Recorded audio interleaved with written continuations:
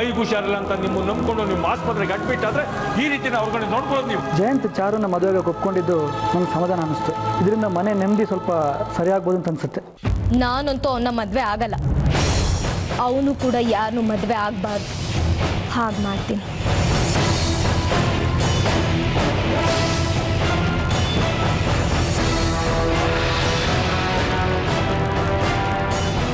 Daddy, ಒಳ್ಳೆ ಹುಡುಗನ ನೋಡಿ, ತುಂಬಾ ರಿಚ್ ಆಗಿರ್ಬೇಕು. ನಿಮ್ಮ ಆಸೆ ಅಂತೆ ಡಾಮ್ ಡೂಮ್ ಅಂತ ಮದುವೆ ಮಾಡಿ ಎಲ್ರೂ ಕಣ್ಣು ಕುಕ್ಕೋ ಥರ ಮೆರಿತೀನಿ. ಆ ಜಯಂತು ಮಯೂರಿ ಕಂಗಾಲಾಗಬೇಕು. ಹಾಗೆ ನಾನು ರೇಂಜ್ ತೋರಿಸ್ತೀನಿ. ಸರಿ ಡ್ಯಾಡಿ, ನಾನು ಫೋನ್ ಇಡ್ತೀನಿ. ಓಕೆ.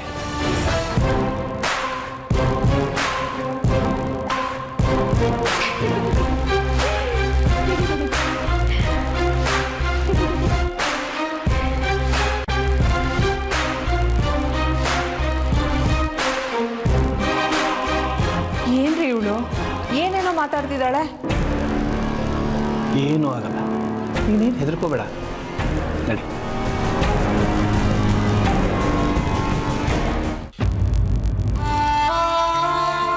ಜಯಂತ್,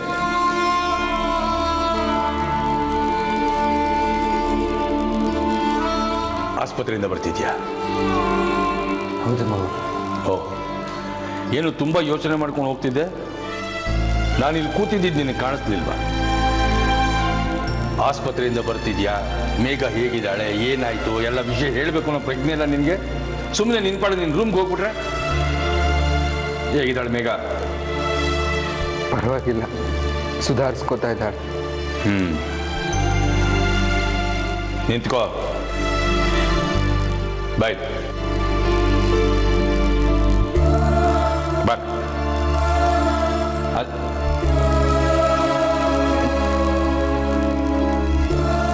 ಏನಾಯ್ತು ಜಯಂತ್?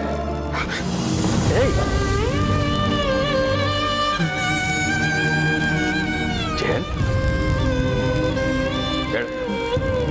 ಹೇಳು, ಯಾಕೆ ಹೊಳ್ತಿದ್ಯಾ?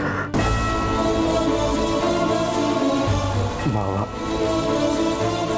ನನ್ನಿಂದ ನಿಮಗೆಲ್ಲ ನೋವಾಯಿತು. ಹಾಳು ಮನಸ್ಸು. ಒಂದ್ಸಲಿ ಮಯೂರಿನ ಇಷ್ಟಪಟ್ಟು, ಆಮೇಲೆ ಚಾರುನ ಮದುವೆ ಆಗಬೇಕು ಅಂತ ಬದಲಾಯಿತು. ಈಗ ಮಯೂರಿನೇ ನನ್ನ ಜೋಡಿ ಅಂತ ಅನ್ನಿಸ್ತಿದೆ. ತುಂಬ ಕನ್ಫ್ಯೂಸ್ ಆಗ್ತಿದೆ ಮಾವ. ನಾನು ಏನು ಮಾಡಲಿ ಈಗ? ಮನಸ್ಸು ನಮ್ಮ ಕಂಟ್ರೋಲ್ನಲ್ಲಿದ್ದರೆ ಯಾವ ಗೊಂದಲಗಳು ಉಂಟಾಗೋದಿಲ್ಲ ಕಣ. ನಾವು ಮಾಡೋ ಕೆಲಸ, ನಮ್ಮ ಜೀವನ, ನಮ್ಮ ಗುರಿ, ನಮ್ಮ ಆಸಕ್ತಿ, ಅದ್ರ ಬಗ್ಗೆ ಹೆಚ್ಚು ಗಮನ ಕೊಡಬೇಕು. ಮನಸ್ಸಿನಲ್ಲಿ ಚಂಚಲ ಉಂಟಾದರೆ ಬದುಕು ಚಂಚಲ ಆಗುತ್ತೆ. ನನ್ನ ಕ್ಷಮಿಸ್ಬಿಡಿ ಮಾವ. ಇನ್ನು ಮುಂದೆ ಯಾವತ್ತೂ ಈ ರೀತಿ ನಡ್ಕೊಳಲ್ಲ. ಹಾಗಾದ್ರೆ ನಾನು ಹೇಳ್ದಾಗ ಕೇಳ್ತೀಯ? ಸರಿ ಮಾವ. ಈ ಮನೆ ನೆಮ್ಮದಿಗೋಸ್ಕರ, ನಿಮ್ಮೆಲ್ಲರ ಖುಷಿಗೋಸ್ಕರ ನೀವೇನು ಹೇಳ್ತಿರೋ ನಾನು ಅದು ನಡೆಸ್ಕೊಡ್ತೀನಿ. ಹಾಗೇಳಿ ಮಾತು ತಪ್ಪಿದ್ರೆ ಬಾವನ್ ಕೈ ಹಿಡಿದು ಪ್ರಮಾಣ ಮಾಡಿ ಹೇಳು. ಆಗ ನಂಬಿಕೆ ಬರುತ್ತೆ.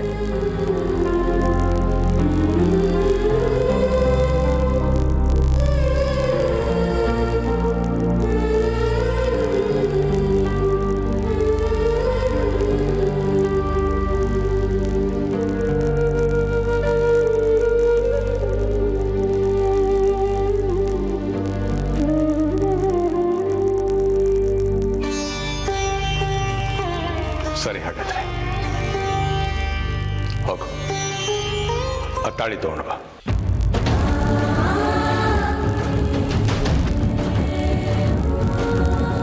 ಹೇಳ್ದಷ್ಟು ಮಾಡು. ಅದನ್ನ ಏನು ಮಾಡಬೇಕು ಅಂತ ಆಮೇಲೆ ಹೇಳ್ತೀನಿ. ಏನ್ ನೋಡ್ತಿದ್ಯೋ? ಹೇಳಿದ್ರಲ್ಲ, ಮಾಡು.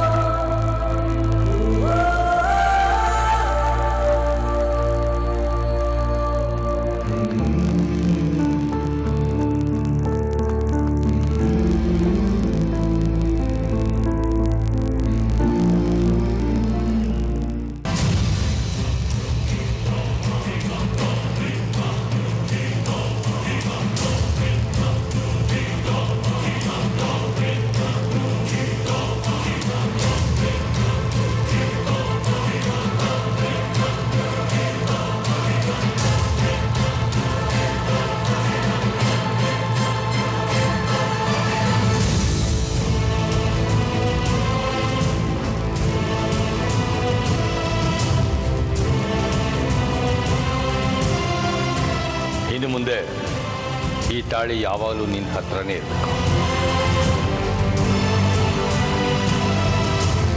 ಯಾಕೆ ಹೀಗೆ ಹೇಳಿದೆ ಅಂತ ಆಶ್ಚರ್ಯ ಆಗ್ತಿದ್ಯಾ? ಏನು ಅರ್ಥವಾಗದೆ ಕನ್ಫ್ಯೂಸ್ ಆಗಿರ್ಬೇಕಲ್ಲ? ಎಲ್ಲ ಅರ್ಥ ಮಾಡಿಸ್ತೀನಿ. ಅದಕ್ಕೆ ಮೊದಲು ಮಾತು ಕೊಟ್ಟಿದ್ಯಾ ಅದು ನೆನಪಿರಲಿ. ನೀನು ಚಾರುನ ಮದುವೆ ಆಗಬೇಕು.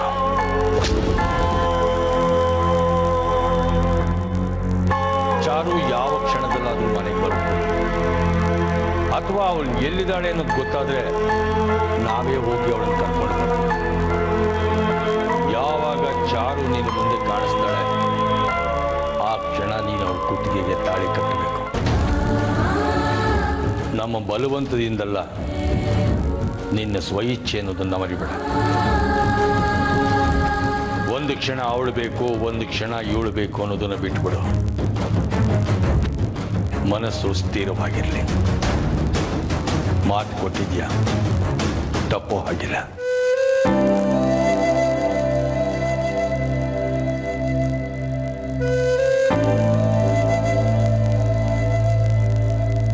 ಅವ್ರು ಹೇಳೋದ್ರಲ್ಲೂ ಅರ್ಥ ಇದೆ ಕಣೋ. ಚಾರು ನಮ್ಗೆ ಯಾರಿಗೂ ಇಷ್ಟ ಇಲ್ಲ, ಆದರೂ ಅನಿವಾರ್ಯ, ಅವ್ಳು ಒಪ್ಕೊಳ್ಳೇಬೇಕು. ಮನಸ್ಸು ಗಟ್ಟಿ ಮಾಡಿಕೊಂಡು ಒಪ್ಕೊಂಡ್ಬಿಡಪ್ಪ.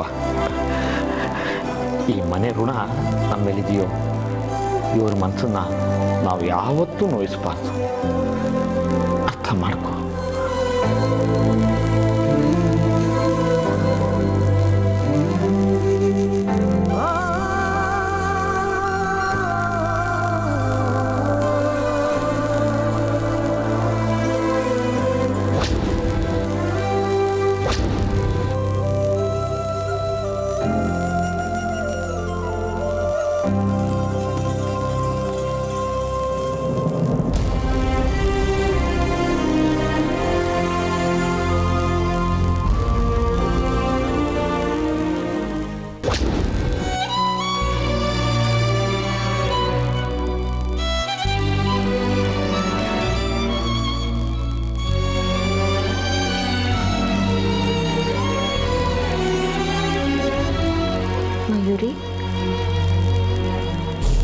ಮಯೂರಿ,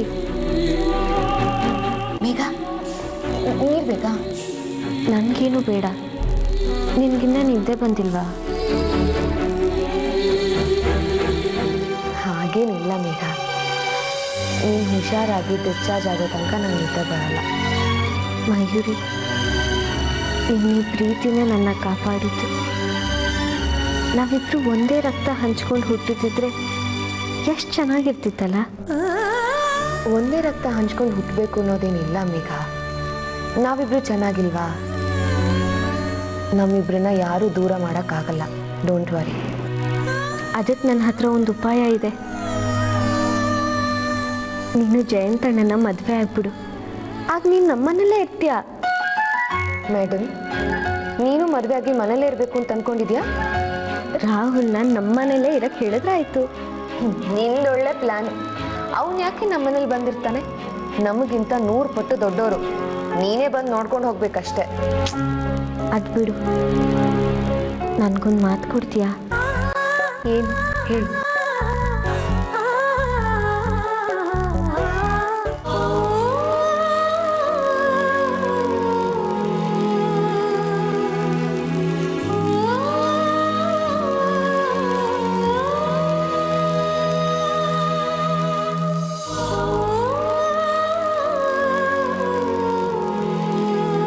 ಜಯಂತಣ್ಣನ ನೀನು ಮದುವೆ ಆಗಬೇಕು.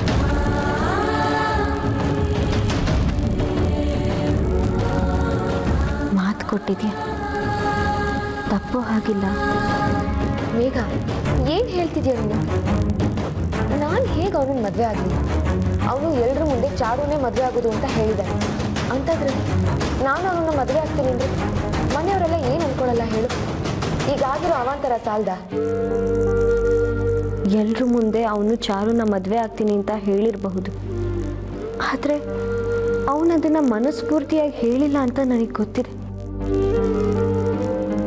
ಮಯೂರಿ, ಅವನು ನಿನ್ನ ತುಂಬ ಪ್ರೀತಿಸ್ತಾನೆ. ಅದು ನನಗೂ ಗೊತ್ತು ಮೇಘ. ನನ್ನ ಜೊತೆ ಮಾತಾಡುವಾಗ, ನನ್ನ ಎದುರಿಗೆ ಬಂದು ನಿಂತಾಗ ಅವನ ಕಣ್ಣು, ಅವನ ನಡವಳಿಕೆ ಎಲ್ಲ ಅದನ್ನೇ ಹೇಳುತ್ತೆ. ನಾನು ಅವನ್ನ ತುಂಬ ಪ್ರೀತಿಸ್ತಿದ್ದೆ. ಆದರೆ ಇದೆಲ್ಲ ನಡೆಯಲ್ಲ ಅನ್ಸುತ್ತೆ. ಒಂದು ವೇಳೆ ಚಾರು ಜೊತೆ ಜಯಂತಣ್ಣನ ಮದುವೆ ಆಗಲ್ಲ ಅಂದರೆ ನೀನು ಅವನ್ನ ಮದುವೆ ಆಗ್ತೀಯಾ? ಚಾರು ಜೊತೆ ಮದುವೆ ಆಗಲ್ವಾ? ಅವಳು ಸುಮ್ಮನೆ ಇರ್ತಾಳ? ಚಾನ್ಸೇ ಇಲ್ಲ. ಒಂದು ವೇಳೆ ಅವರಿಬ್ರು ಮದುವೆ ಆದರೂ ನನಗೇನು ಬೇಜಾರಿಲ್ಲ. ಯಾಕಂದರೆ ಜಯಂತ್ ನನಗೆ ಒಳ್ಳೆ ಫ್ರೆಂಡ್, ಹಾಗೆ ಇರ್ತಾನೆ. ನೀನು ಅವನ್ನ ಮದುವೆ ಆಗ್ತೀನಿ ಅನ್ನೋ ನಿರ್ಧಾರಕ್ಕೆ ಬಂದರೆ ನಮ್ಮ ಮನೇಲಿ ಎಲ್ಲರಿಗೂ ಖುಷಿ ಆಗುತ್ತೆ. ಎಷ್ಟು ಮಾತಾಡ್ತೀಯ ಮೇಘ? ಡಾಕ್ಟ್ರ್ ಏನು ಹೇಳಿದ್ದಾರೆ? ರೆಸ್ಟ್ ತಗೋಬೇಕು ಅಂತ ತಾನೆ? ಮಾತಾಡ್ಬೋದು, ಸುಮ್ಮನೆ ಡಿಸ್ಚಾರ್ಜ್ ಆಗುತ್ತಲ್ಲ, ಮನೆಗೆ ಹೋಗ್ತೀವಲ್ಲ, ಆಗ ಎಷ್ಟು ಬೇಕಾದ್ರೂ ಮಾತಾಡು. ಓಕೆ ಮಯೂರಿ,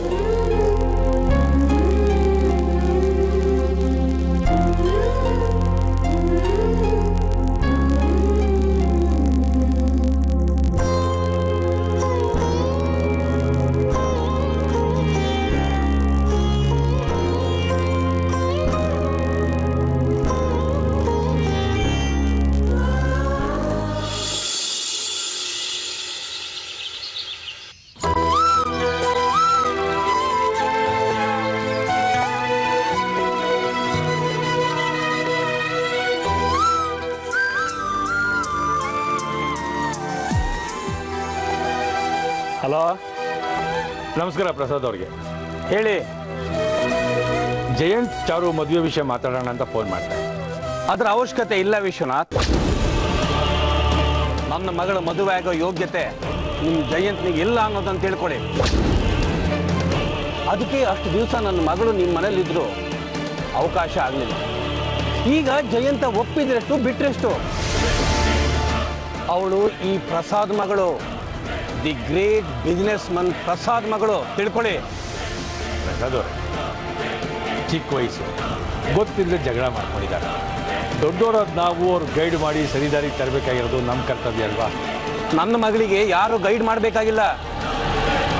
ಬುದ್ಧಿವಂತೆ ಅವಳು. ಜಗತ್ತಿನ ಯಾವ ಮೂಲೆಗೆ ಹೋದ್ರೂ ಗತ್ತಲು ಬದುಕ್ತಾಳೆ. ಪ್ರಸಾದ್ ಅವರೇ, ಆ ಥರ ಪರೋದು ಬೇಡ. ಕೂತು ಮಾತಾಡಿದ್ರೆ ಯಾವುದೂ ಸಮಸ್ಯೆ ಆಗಲ್ಲ. ನಾನೇನಕ್ಕೂ ಜಯಂತನ ನಿಮ್ಮ ಮನೆಗೆ ಕಳಿಸ್ಕೊಡ್ತೀನಿ. ಆ ಜಯಂತ ನನ್ನ ಮನೆಗೆ ಏನಾದ್ರು ಬಂದ್ರೆ ಅವನು ಕಾಲು ಮುರಿದು ಬಿಡ್ತೀನಿ.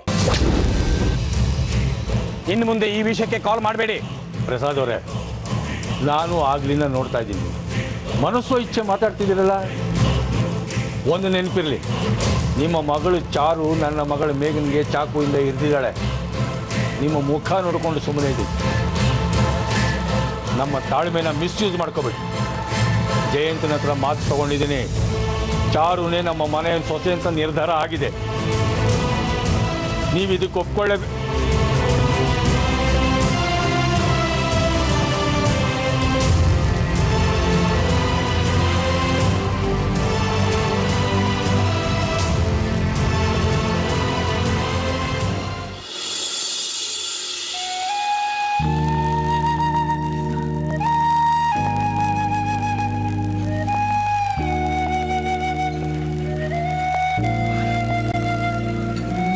ನಿನಗೂ ಜ್ಯೂಸ್ ಬೇಕಾ?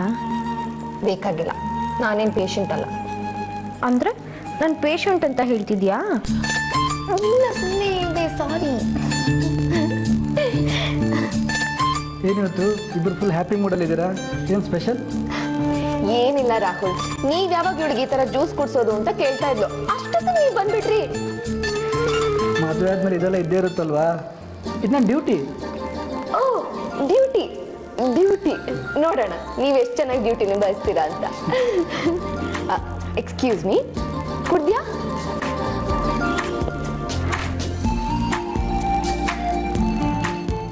So getting well, I believe.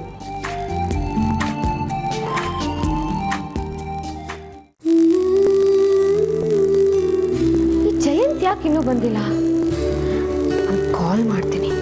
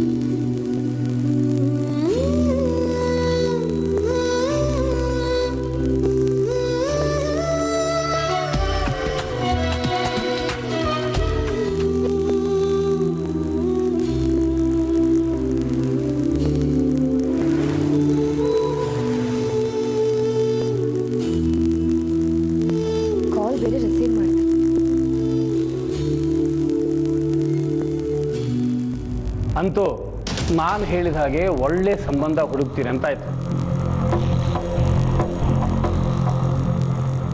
ನೋಡಿ, ನನ್ನ ಮಗಳು ಮದುವೆ ಒಪ್ಕೊಂಡಿರೋದೇ ನನ್ನ ಪಾಲಿಗೆ ಬ್ರೇಕಿಂಗ್ ನ್ಯೂಸ್.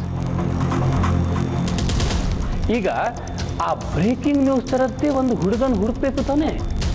ನಮ್ಮ ಚಾರುಗ್ ಹುಡ್ಕೋ ಗಂಡು ಹೇಗಿರಬೇಕು ಗೊತ್ತಾ? ನನ್ನ ಮಗಳು ಪಾದ ಕೆಳಗಿಟ್ರೆ ಎಲ್ಲಿ ನೋವಾಗತ್ತೋ ಅಂತ ಹೂವಿನ ರಾಶಿನೇ ಹಾಕಬೇಕು, ಹಾಗಿರ್ಬೇಕು. ನೋಡ್ತೀರಿ, ನೀವು ನನಗೆ ಕೊಡೋ ಕಮಿಷನ್ ಅಲ್ಲದೆ ಅದರ ಮೇಲೆ ನೋಟಿನ ಸಂಖ್ಯೆನೇ ಇಡಬೇಕು ಅಂತ ಹುಡುಗನ ಹುಡುಕ್ತೀನಿ.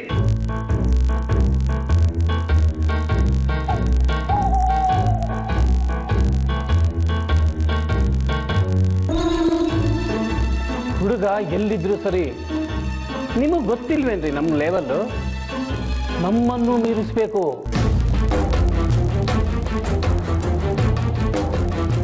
ಮಂಗಳ ಗ್ರಹವನ್ನೇ ನಮ್ಮವರು ತಲುಪ್ತಾರೆ ಅಂದಮೇಲೆ ನಮಗೆ ಸೆಟ್ ಆಗೋ ಹುಡುಗ ಯಾವ ಗ್ರಹದಲ್ಲೇ ಇರಲಿ, ನಾವೇ ಹೂ ನೋಡ್ಕೊಂಡು ಬರೋಣ. ಏನಂತೀರಿ? ಸರಿ, ನಮ್ಮ ಗ್ರಹಗತಿ ಚೆನ್ನಾಗಿದ್ರೆ ಎಲ್ಲವೂ ಅಂದುಕೊಂಡು ಹಾಗೇನೆ ನಡೆಯುತ್ತೆ. ಬಹಳ ಸಂತೋಷ. ತಗೊಳ್ಳಿ, ಇದು ನೀವು ಮಾಡೋ ಕೆಲಸಕ್ಕೆ ನಾನು ಕೊಡ್ತಾ ಇರೋ ಸಣ್ಣ ಅಡ್ವಾನ್ಸ್. ಕೆಲಸ ಮುಗಿಲಿ, ಈ ಥರದ್ದು 4 ಕಂತೆ ಬರುತ್ತೆ.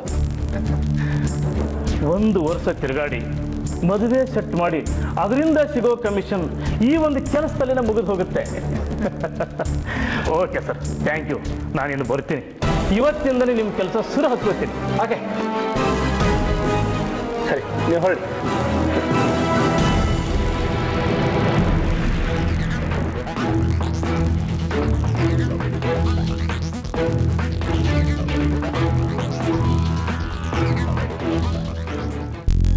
ಯಾಕೆ ಬಾವ ಪ್ರಸಾದ್ ಹೀಗೆ ನಡ್ಕೊಂಡ್ರು? ಮೊನ್ನೆ ಬಂದಾಗ ಚೆನ್ನಾಗಿದ್ರು, ಚೆನ್ನಾಗಿ ಮಾತಾಡಿದ್ರು. ಈಗ ದಿಢೀರಂತ ಹೀಗೆ ಮಾತಾಡ್ತಾರೆ ಅಂದ್ರೆ ನೀನಿನ ಹೆಜ್ಜೆ ಈ ದೊಡ್ಡವ್ರ ಒಟ್ಟನೆ ಒಂದು ಅರ್ಥ ಆಗಲ್ಲ ನೋಡಿ. ನಮ್ಮ ಜಯಂತನಿಗೆ ಚಾರುನ ಮದುವೆ ಮಾಡಿಕೊಡೋ ಅರ್ಹತೆನೇ ಇಲ್ವಂತೆ. ಜಯಂತ ಅವ್ರ ಮನೆಗೆ ಹೋದ್ರೆ ಜಯಂತನ ಕಾಲ್ ಮುರಿತಾರಂತೆ. ನಮ್ಮನ್ನ ಕೈಲಾಗ್ದವರು ಅಂತ ತಿಳ್ಕೊಂಡಿದಾರ. ನನಗೆ ಸಿಟ್ಟು ಬಂದ್ರೆ ಆ ಚಾರು ಹೇಳ್ಕೊಂಡ್ಬಂದು ಜಯಂತನ ಜೊತೆ ಮದುವೆ ಮಾಡ್ತೀನಿ. ಆಗದೇನ್ ಮಾಡ್ತಾರೋ ಮಾಡ್ಲಿ. ಪಶುಪತಿ, ಮಕ್ಕಳು ಹಾಗೆ ಮಾತಾಡಬೇಡ. ಬಂಡೆಗೆ ತಲೆ ಹೊಡ್ಕೊಂಡ್ರೆ ಬಂಡೆಗೇನೂ ಆಗಲ್ಲ, ನಮ್ಮ ತಲೆ ಹೊಡೆಯೋದು. ಅದಕ್ಕೆ ಯೋಚನೆ ಮಾಡಿ ಒಳ್ಳೆ ನಿರ್ಧಾರ ತಗೋಬೇಕು. ಮೊನ್ನೆ ಆಸ್ಪತ್ರೆಗೆ ಬಂದಾಗ ಎಷ್ಟು ಚೆನ್ನಾಗಿ ಮಾತಾಡಿದ್ರು. ಈಗ ಫೋನಲ್ಲಿ ಹೀಗ. ನಾನೇ ಅವ್ರ ಮನೆಗೆ ಹೋಗಿ ಮಾತಾಡ್ಲ ಬಾವ? ಅಲ್ಲಿ ಹೋಗಿ ಏನು ಮಾತಾಡ್ತೀವಿ ಪಶುಪತಿ? ಈಗಷ್ಟೇ ಸುಮತಿ ಹೇಳಿದ್ದನ್ನು ಮರ್ತ್ಬಿಟ್ಟಿಯಾ? ನೋಡಿ, ಚಾರು ಖಂಡಿತವಾಗ್ಲೂ ಬಂದೇ ಬರ್ತಾಳೆ. ಅವಳು ಸಾಧಾರಣಕ್ಕೆ ಸೋಲೋ ಹುಡುಗಿ ಅಲ್ಲ. ಅಷ್ಟು ಸುಲಭವಾಗಿ ಜಯಂತನ ಬಿಡೋದು ಇಲ್ಲ. ಮೇಘನ್ ವಿಷಯವಾಗಿ ಮನೆ ಬಿಟ್ಟು ಹೋಗಿರ್ಬೋದು, ಆದರೆ ಮೇಘ ವಾಪಸ್ ಬಂದರೆ ಅವಳು ಖಂಡಿತ ಬಂದೇ ಬರ್ತಾಳೆ. ನಿನ್ನ ಮಾತು ನಿಜ ಸುಮತಿ. ಮೊದಲು ಚಾರು ಮನೆಗೆ ಬರಲಿ. ಈಗ ಪ್ರಸಾದ್ ಹತ್ರ ಮಾತಾಡೋದ್ರಿಂದ ಏನು ಪ್ರಯೋಜನನೂ ಇಲ್ಲ.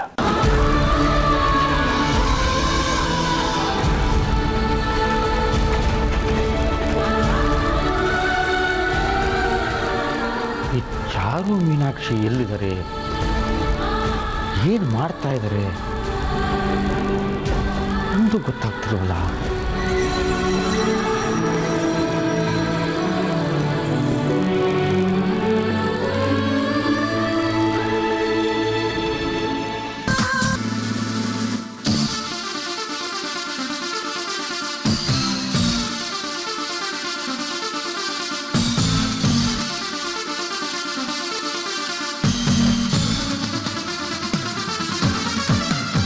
ಅತ್ತೆ, ಇವತ್ತು ನಿಮ್ ದಿನ.